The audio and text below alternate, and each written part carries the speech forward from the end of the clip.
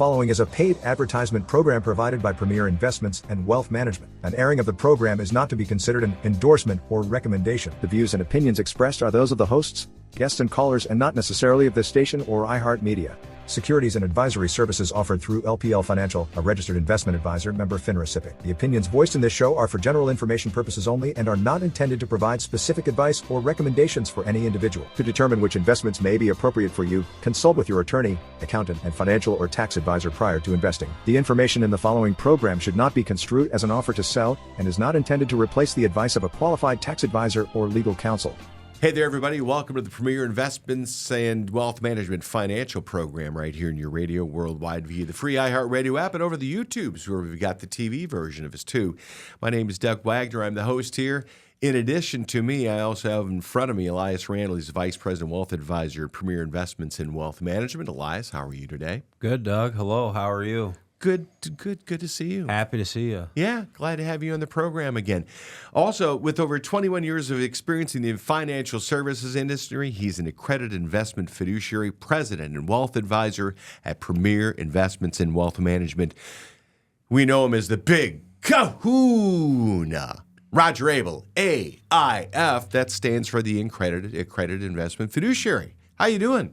Good to be back again, Doug. Yeah. Glad to have you back on the program here. Before you all do anything else and we get into the meat of the program, one thing we want you to do is take the phone you're listening to this on. Maybe you're on the iHeartRadio app. Take the tablet, maybe the laptop, or even the desktop. Go to premieriwm.com.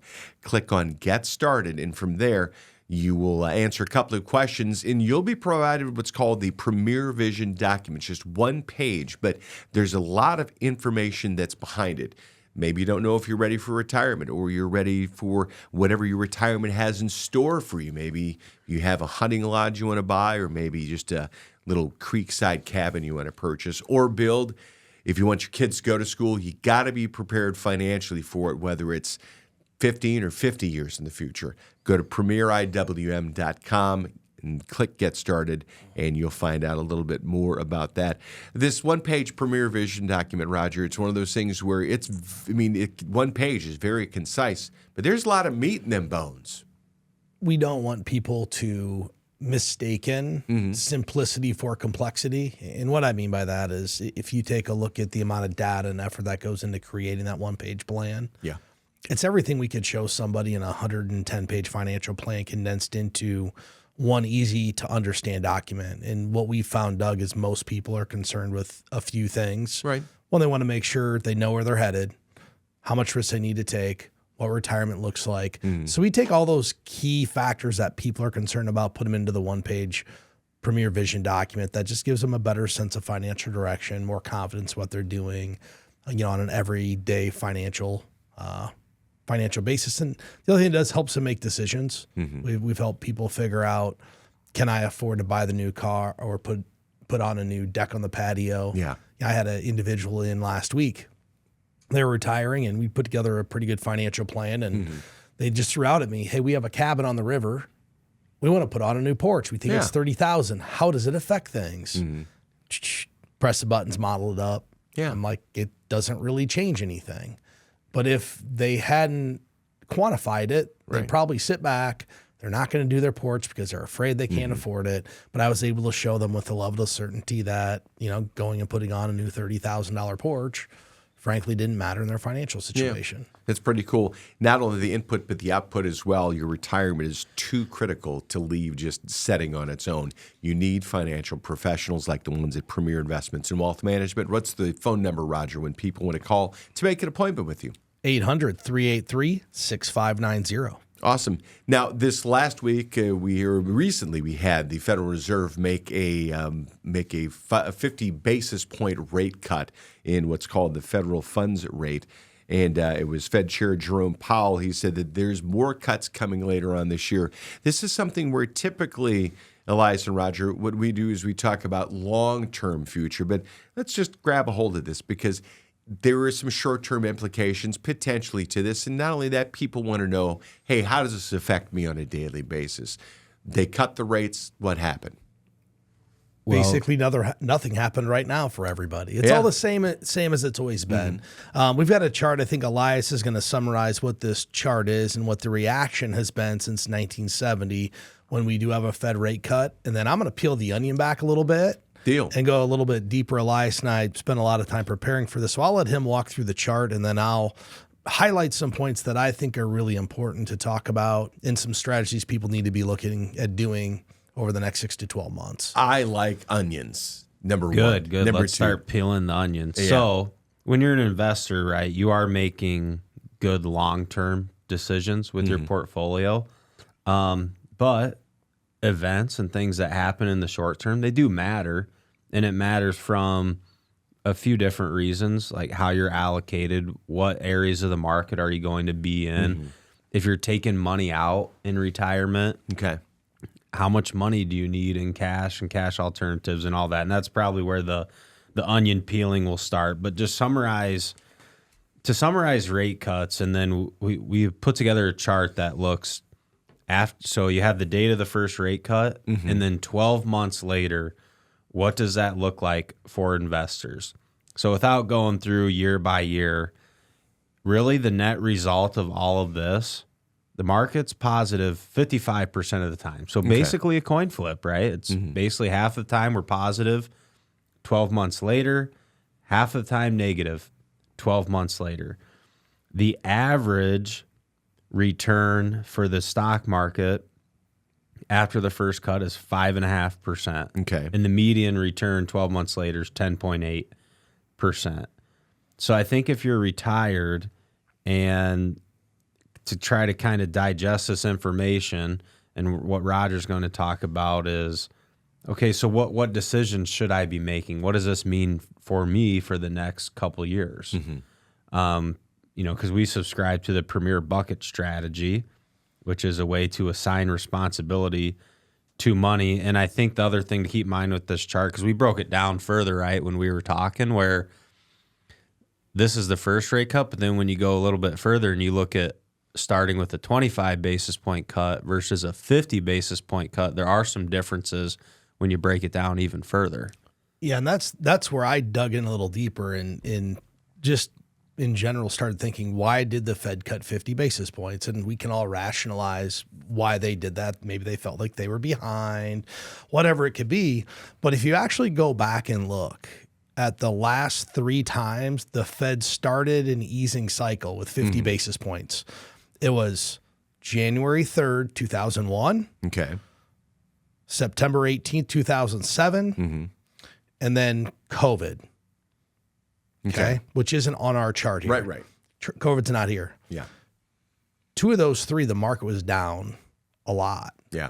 I mean, in 2001, when we started with a 50, we ended the year down 13.5. 2007, we ended the year down 20.6. And truth be told, COVID without massive financial intervention would have been likely negative for the stock market too. I mean, that was just kind of a, off the wall type of deal. Monumental amount of money. So one of the things Elias and I were talking about this morning is, how do we prepare people? Because we don't time the market. We don't really know what it's going to do, but how do we start preparing people, especially if they're within 12 months of retirement or already retired and taking distributions? How do we prepare them?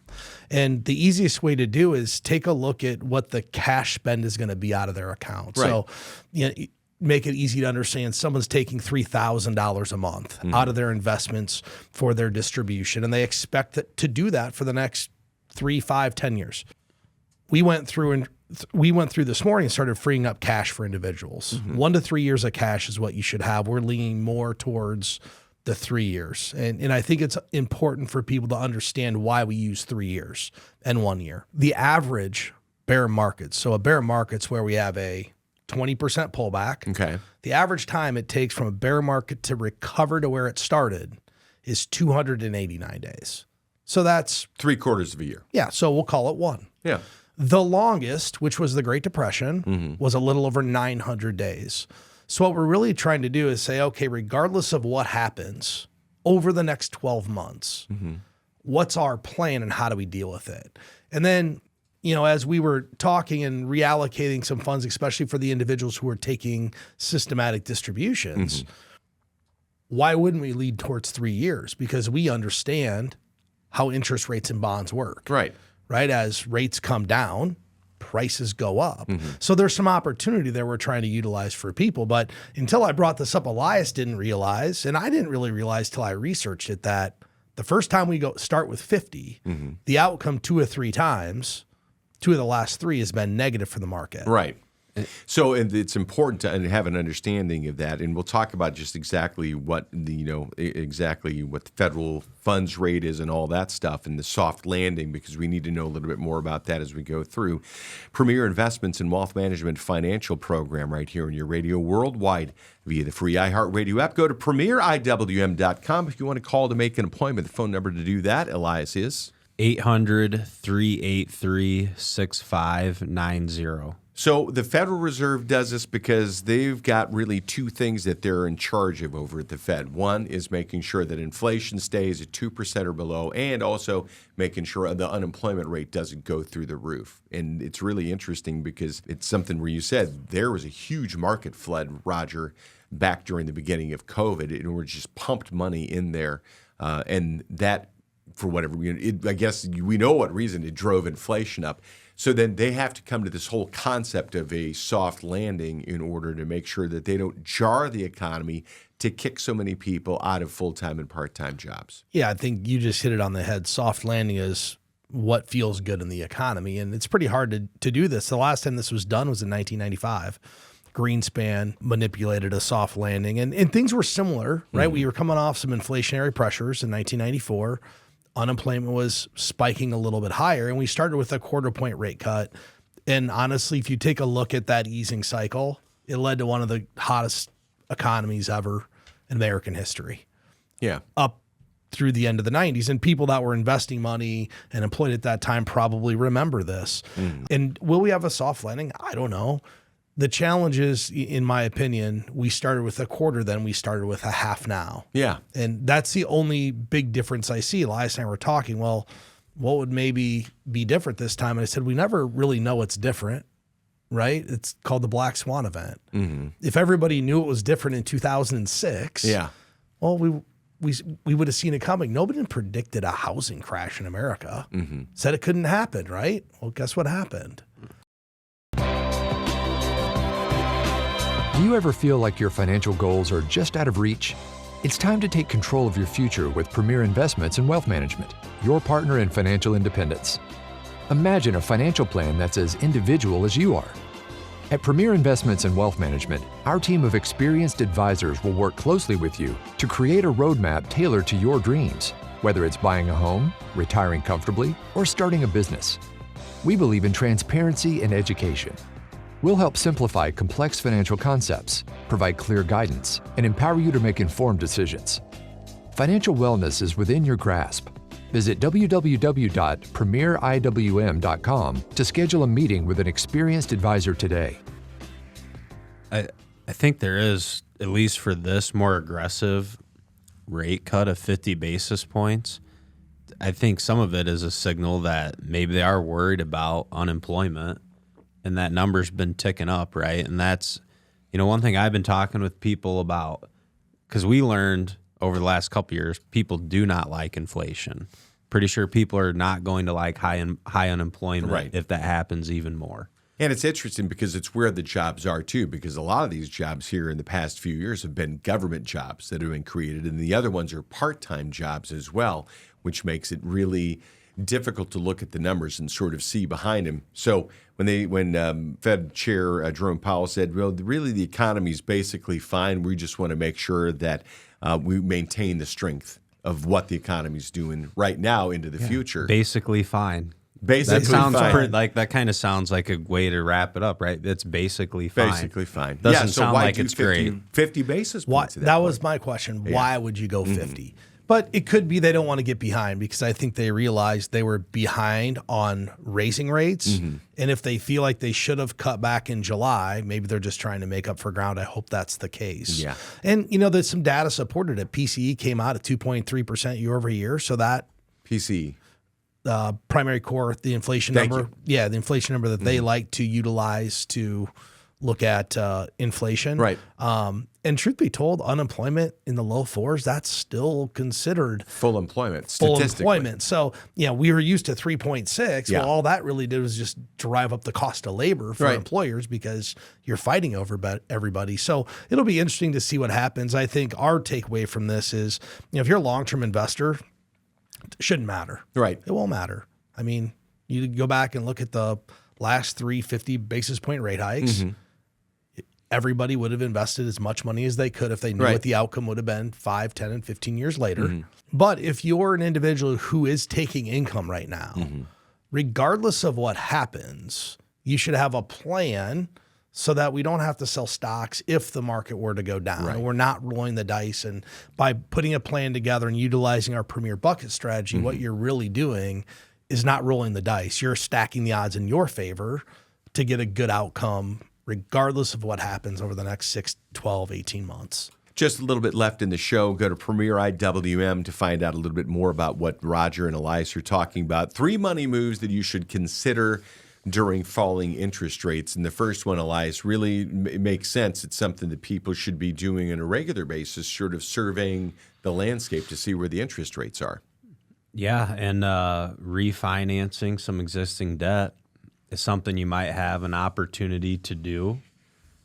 And I think here's why that's important. If you get the opportunity, one thing all people that are successful with money tend to have in common is very little or no debt.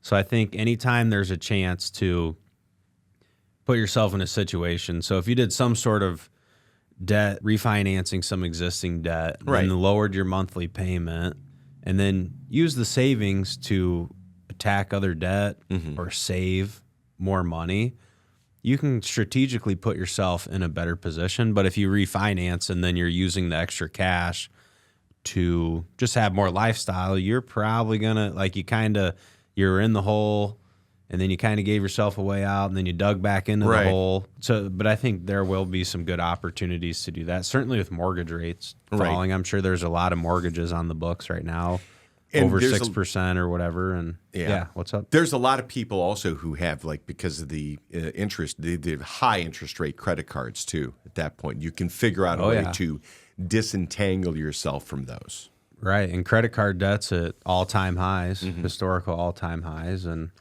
it's probably a result of the inflation we've had. And consumers at some point, right? We all have to pay our bills, the things we have to buy. We have to provide for our families, and at some point, sometimes you have to take on debt to be able to do that. Yeah. And the data supports that there's a lot of credit card debt out there in the world right now. Yeah. And Roger, in addition to that, did this concept of, okay, we got to pay for food, clothing, shelter, especially younger families who are maybe getting ready to purchase their first home, the ones where they really should be the ones starting to do their investing for the future. How do they go about adjusting their budget, savings, and investing plans to take advantage of falling interest rates? Well, I think there's 2 components there. There's 2 distinct sets of individual families, I feel like. One, the accumulators, and then those who are retired and they're living off their money. And I think you break it 2 ways. If you're an accumulator, you're a young family like you mentioned, Doug, and you just went and did a refinance, a couple things to do. Instead of going to another 30-year mortgage, which is typically what people do because they want to lower their payment. Right. If you have a rate that's 6.75% and you get 5.5%, you likely can go from a 30-year mortgage to a 15. Really? That's about how the numbers work. You're going to be really close. Okay. So why start over? Right. Just go, keep your payment the same, knock this out in 15 years. 2, if you pay off some bill or whatever it is, start your monthly systematic savings. That's what you do if you're going to save money on interest. Let's start some monthly systematic savings. But on the flip side, if you're an individual who you're debt-free, you're financially independent, you're living off this money, you're enjoying your 5% CD that you bought 8 months ago, realize that those days are likely gone. Okay. We're not CD rates. You can already see them. They're down 1% from their peak already. So you need to start being creative and start to think about how do we take investments and lock in the highest rate we can for a longer period of time if we're a safe investor. And I think it's counterintuitive to how people have always thought. For the last 20 years up until 2022, we were taught short duration. You want a short CD. Yeah. You only want it for 6 months or 9 months. Well, that's exactly what you want to do when you believe rates are going to go down, because you want to lock, or if you think rates are going to go up, you want to lock in, the lowest yield, because if they go up, you want to buy it again. Right. When rates go down, you want a longer period of time. How many people are going to look back in 3 years and say, man, I wish I was able to lock in that 5% rate for 5 years? Yeah. A lot of people. And they're not going to. So start to look at different types of cash or cash alternative investments that can provide a higher yield, and maybe take advantage of that equilibrium between rates and prices of bonds. Remember, it works like a teeter-totter.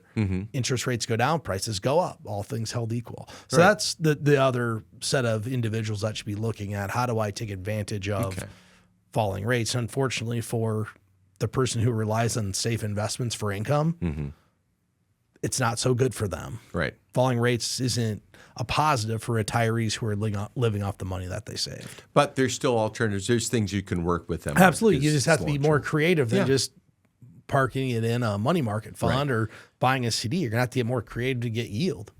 Makes sense. Roger Abel from Premier Investments and Wealth Management. Go to premieriwm.com. Get in touch with them. You can actually make an appointment online if you want to, but go ahead and pick up the phone call and make a phone call. What's the phone number people can make the appointment? 800-383-6590. That's Elias Randall. He's Roger Abel. My name's Doug Wagner. Let's talk about the final way that you can take advantage of these interest rates that are falling. Is the title of this portion is Unlocking Home Equity Potential, which is a very amorphous phrase, because it's more than just a HELOC, which is a home equity line of credit. And I didn't even think about this one. So tell me what you're thinking about when you get in here. Well, a couple things. I don't remember the exact figure, but Americans now have a record level of equity in the homes that they own. So I think a couple things, and I could see people maybe going this path if you're living in a home that you've been wanting to sell. Right? Because with the low interest rates, a lot of people have remained where they are and not either moved up to the next house or whatever it was because they really like that interest rate. Right. Well, with the equity in your home, if you have some projects or things that need to get done to sell it and sell it quicker or whatever that may be, there probably is a lot of opportunity for like a home equity line of credit or a cash out refinance. Now, again, you have to be careful when you're using different debt instruments. Right. Because if you're not using them correctly and you're just using them for spending money, you can end up in a lot of trouble doing that. So we'll see as rates come down and maybe people start, maybe housing inventory picks up a little bit. Maybe people need to do projects and get something sold so they can get into a new place. Home equity line of credit's pretty self-explanatory. It's just a line of credit based on the equity that you have in their home so that it's like written off against it. What's the other one again? The cash out refinance. What is that? And basically, you're refinancing your home and cashing out the difference. Okay. I wouldn't recommend doing that. Okay. I think that even the HELOC, if you're going to use a HELOC, you better be using it for something that's going to increase the value of your home. Right. You're planning on selling it. Don't go use this as your personal piggy bank. Right. These things come due. They're not, most of them are like 1 year, 5 years. And, you're just going down a slippery slope if you're using the equity from your house. Yeah. It's right down there with using your 401k. It is. Correct. So here's what people should think about. You're pledging your house as collateral for whatever you're buying. Yeah. So do you want to put your house at risk? Right? That's what you're doing. Yeah. It's like if you're doing a business purchase and they say, hey, we want to pledge your house as collateral. The answer is no. Because you don't want to put your family on the street if it doesn't work out. And that's a lot of banks want you to do that. They're like, hey, we need some collateral. And businesses obviously aren't always the safest thing for banks to lend on. Yeah. But if they say, hey, let's do a home equity line of credit, just think you're pledging your house is collateral for whatever Yeah. you're buying. So if you're going and buying a boat and using a HELOC, do you think that's a good You idea? got to be able to live on the boat, the whole family. You better hope. Yeah, exactly. You were going to say something a second earlier. Correct me if I'm wrong. I do think HELOCs, even with a term, like if it's 5 years, I think most HELOCs are callable at any time from the bank. I'm not sure on that. You'd have to ask the bank. I'm sure it's dependent upon each contract and how each contract is actually written. But that would be something you would want to know if you were going to utilize a tool like that, because you don't want to get a random call. Now you've borrowed $30,000 out in equity, and hey, we're shutting this line of credit down, and we need you to pay us back right in 60 days or whatever it is. No, that's really interesting. But I think that really what you said here, both Elias and Roger, that makes tremendous sense is that you all don't just talk about investing and making money for the future. You're talking about the financial game plan all the way through your life, including something like this. If you're thinking about making a move where you're spending a good chunk of money, $15,000, $30,000, $45,000 on a home improvement or something like that, or else you know you need to do that, but you just haven't stocked the money away over time, talk to my friends over at Premier Investments and Wealth Management, premieriwm.com. To do that, they'll help you put that together, because when you're talking about the bucket strategy, that could be one of your buckets, right? Yeah, absolutely. We have needs, wants, desires. I mean, if you think about what retirement looks like and start breaking it into categories, we can help quantify the decision-making for people. Right. You know, we've talked about it for several years, that the financial plan really becomes a financial decision tree for people. If I do this, what's the effect on my finances? Right. And that's being in the informed category. Not everybody wants to be informed. They just want to wing it. But when you're informed, you make better decisions. Yeah. And we like our clients to understand what the ramifications are when they make a money choice. Is it good, bad, or indifferent? Yeah. And a lot of times people are surprised, Doug. You know, they think they're going to come to a financial advisor and they're going to say, don't spend money. Well, don't spend it if it, puts you in a bad situation. But if you're going to be fine, you should spend some of this money. Right. Decision tree. Here's the whole point, is that you want to make sure that you're listening to people who are educating and inspiring you, instead of just listening to somebody who does crazy cash shows and, there's lots of buzzers and noisemakers and all that stuff. And also the clickbait that you talk about that you see on YouTube all the time. Get some common sense ideas and ideals. Premier Investments and Wealth Management, premieriwm.com, because you're talking about not only being able to have money for the future, like the long term, but also saving in a way so that you can take advantage of short-term possibilities to invest in the future as well. Yeah, we are. And when Roger just mentioned it's a way to make decisions. That's what clients want. Our families, they really want guidance. Yeah. So they don't have to be like every time something happens, pick up the phone and call, because it's something where you work with them. It's sort of like you give them the training they need so they have the psychological capacity to handle market fluctuations. We make an effort to be as proactive as we possibly can. Yep. Right? We try to control the things we can control, and I think we tend to do a pretty good job of that. PremierIWM.com is the website. You can make an appointment online. You can actually even see the picture of these guys there as well. So much downloadable content, including pointers to all the different blogs and video blogs that they have out there and content. Roger, what's the phone number in case people want to call and make an appointment today? 800-383-6590. PremierIWM.com. Click Get Started, answer a couple of questions. You'll be provided with a one-page Premier Vision document. The nice thing about that, just an appointment for you to sit down. You get a free, no-obligation consultation with them. On behalf of Elias Randall and Roger Abel, I'm Doug Wagner. Thanks for paying attention. Thanks for being with us. We'll be back with you again next week.